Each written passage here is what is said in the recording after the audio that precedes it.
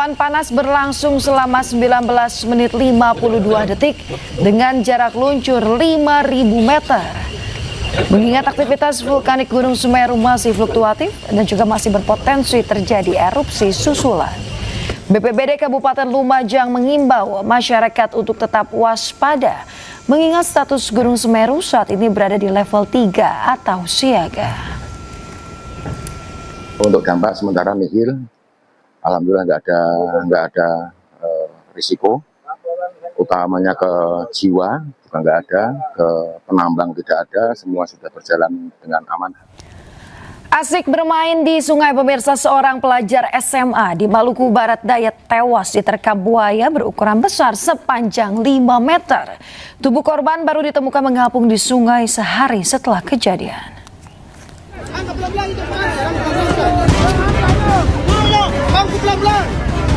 Kejadian naas menimpa seorang pelajar SMA yang diterkam buaya saat membersihkan diri di Sungai Letahu, Desa Lurang, Kabupaten Maluku Barat Daya.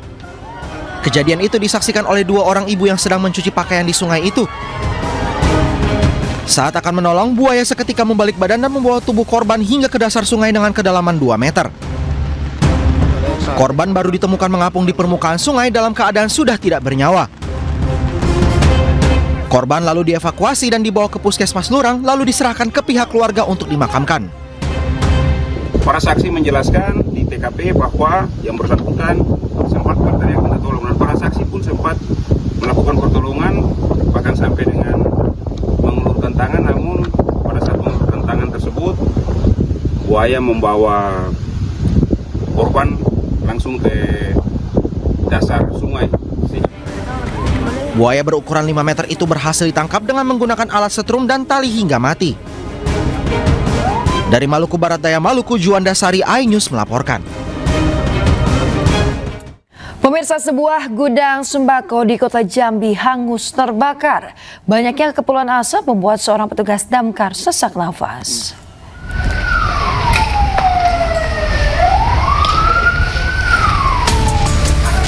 Kobaran api yang membakar salah satu gudang sembako berlokasi di Jalan Dharma Wangsa, Kelurahan Palmerah, Jambi Selatan, Jambi.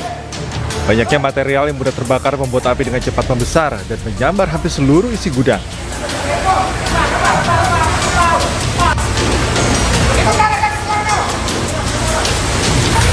Diduga kebakaran akibat korsleting listrik dari dalam gudang.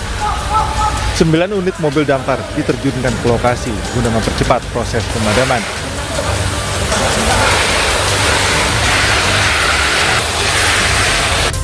Akibat banyaknya kepulan asap, seorang petugas damkar harus mengalami sesak napas karena menghirup asap saat berupaya memadamkan api. Tak ada laporan korban jiwa dalam peristiwa ini. Kerugian ditaksir mencapai ratusan juta rupiah. Dari Jambi, Adrian Susandra, iNews melaporkan. Pemirsa, ditinggal penghuninya, sebuah rumah di Blora, Jawa Tengah beserta isinya hangus terbakar. Kerugian ditaksir mencapai ratusan juta rupiah.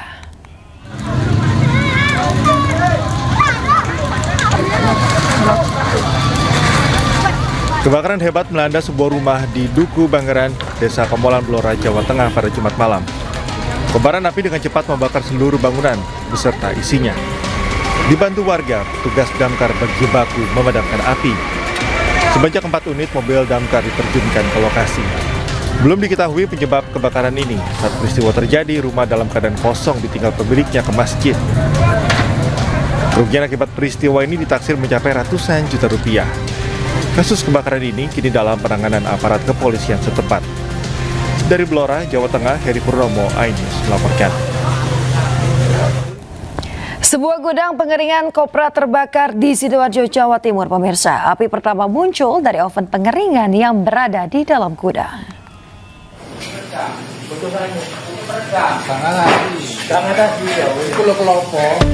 Sebuah gudang pengeringan kopra di kawasan pemilikan padat penduduk di Desa Kalijaten, Taman, Sidoarjo, Jawa Timur terbakar. Warga dan karyawan gudang berjibaku memadamkan api dengan alat seadanya. Petugas kerahkan 3 unit damkar ke lokasi. Api padam 2,5 jam kemudian.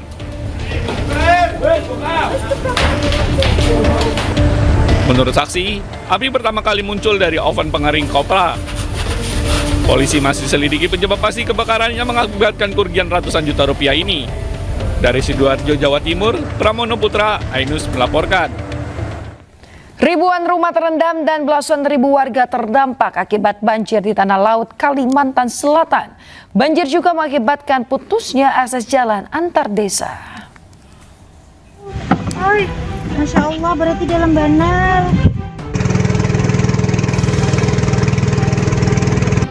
Inilah situasi Desa Kalibesar, salah satu desa yang terdampak banjir di Kecamatan Kurau, Kabupaten Tanah Laut, Kalimantan Selatan. Desa yang berada di bantaran Sungai Maluka ini sudah belasan hari terendam banjir dengan ketinggian bervariasi mulai dari 10 cm hingga 1 meter. Selain merendam permukiman, banjir juga mengenangi jalan akses menuju desa yang berada di paling ujung dari Kecamatan Kurau hingga menyulitkan warga beraktivitas. Meski sudah belasan hari terendam, sejumlah warga memilih bertahan di rumah masing-masing, sebagian lainnya mengungsi ke desa tetangga. Selain kesulitan beraktivitas, warga juga dihadapkan pada sulitnya mendapatkan air bersih. Biasanya warga menunggu penjual air keliling dengan harga Rp2.500 per jerigen. Setiap musim banjir, Ambil ke sini. terpaksa beli air. Ya, Ini untuk minum aja, minum sama masak. masak. Berdasarkan data dari BPBD, hingga saat ini jumlah rumah yang terdampak mencapai 4.315 rumah dengan penghuni 12.542 jiwa. Dari 4.315 rumah yang terdampak, sebanyak 2.916 diantaranya tergenang hingga dalam rumah yang dihuni oleh 9.498 jiwa. Dari Kabupaten Tanah Laut, Kalimantan Selatan, Zulkifli Yunus, Ainus melaporkan. Pasca bencana banjir bandang sejumlah wilayah di Kecamatan Batang Toru, Tapanuli Selatan masih terendam banjir.